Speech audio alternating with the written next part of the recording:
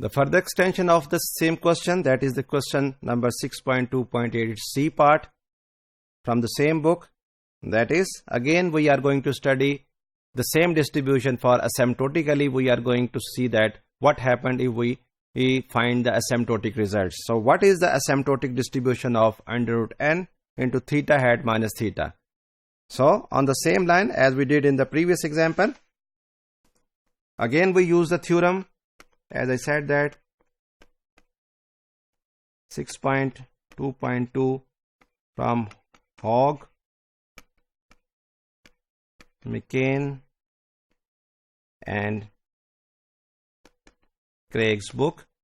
that is about this theorem is about the asymptotic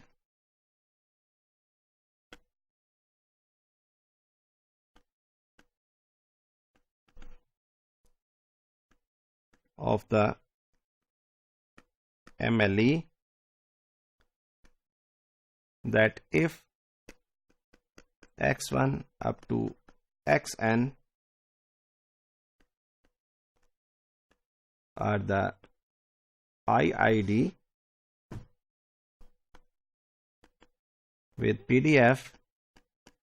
let's say f of x theta naught for theta naught belong to some parametric space under the regularity conditions,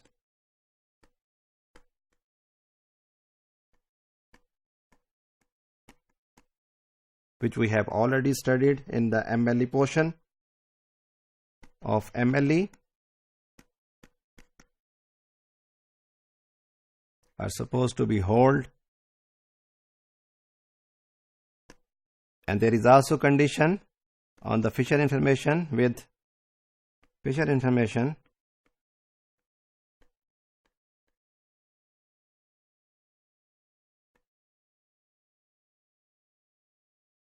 satisfies, that is 0, it must lies between 0 to infinity, then for any consistent sequence of solutions of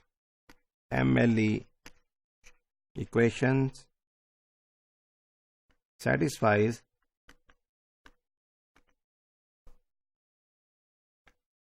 under root n theta hat minus theta naught converges in probability, that is to normal distribution with mean 0 and variance 1 over I of theta. That is asymptotic results, and we know that from the previous part, that is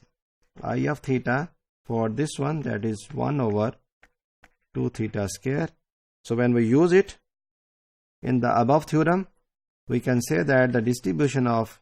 under root n theta hat minus theta